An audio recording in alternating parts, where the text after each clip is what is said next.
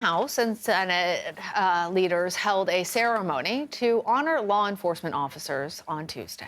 Lawmakers awarded Congressional Gold Medals to the hundreds of Capitol and D.C. police officers who defended the Capitol on January 6. The medals are considered Congress's highest honor. They will be placed in 4 locations: Capitol Police Headquarters, the Metropolitan Police Department, the Capitol, and the Smithsonian Institution. CBS News congressional correspondent Scott MacFarlane joins us now for more on this. But before we get into the ceremony, Scott, there's some new information regarding the January 6th House Select Committee. Can you fill us in on that? Yeah, this committee, which is nearing the end of its work, it must finish its work by the end of this month, is preparing its final written report. And the chairman of the committee a few moments ago told reporters there is likely to be at least one criminal referral by the committee. He wouldn't say against whom, but said a criminal referral is anticipated, a decision expected in the coming days. There could be more than one, but I'll underscore this. A criminal referral from this committee is a very strong opinion, but it's just that. It's an opinion. It's not binding on the Justice Department to file charges against those against whom this committee recommends criminal charges.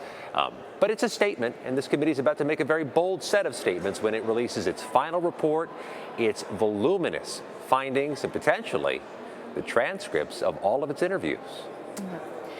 Scott, this does also tie into today's ceremony and the significance of the Congressional Gold Medal being awarded to these law enforcement officials who protected the Capitol. And it's important to note that it was Republican and Democratic leaders who were there speaking. Notice Kevin McCarthy among them, who also has been part of the committee's work in trying to get some information from him, and also in terms of not appointing people to be part of it. What did he have to say, and what was the significance and the mood there?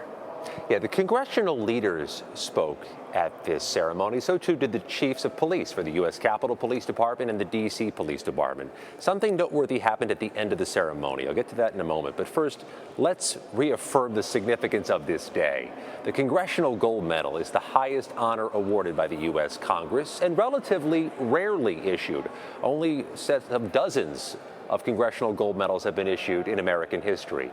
Today, they went to the Metropolitan Police Department, the D.C. Police Department, and the U.S. Capitol Police Department. Replicas of those medals will be given to individual officers who were here on the front lines January 6th. Let's hear from Robert Conti, the chief of the Washington, D.C. Police Department, about the significance of their actions, their mission, and this award. And yes, you were vastly outnumbered, but you were determined. Exhausted and injured, it was your blood, your sweat, and your tears that marked these grounds where we stand today. And you endured this without reluctance. We counted. There were 300 chairs in the U.S. House Capitol Rotunda, or the U.S. Capitol Rotunda, which, by the way, was the site of some of the rioting January 6th. Most of those there were members of Congress, but there were a few police officers and the families of some of the officers who died after January 6th. Lana and Lilia, that includes the family of Brian Sicknick, who died of multiple strokes after January 6th. At the end, when it came time for them to shake hands with the congressional leaders, you'll watch this here, they decide not to shake the hands of Mitch McConnell, the Senate Republican leader, and Kevin McCarthy, the House Republican leader. We asked them immediately after if that was deliberate. They said yes. That McConnell and McCarthy have not been leading. They've been too deferential with Donald Trump and haven't done the work that the January 6th committee did to ensure this never happens again. Very powerful message followed by Nancy Pelosi's expression of, you see? Scott MacFarlane, thank you.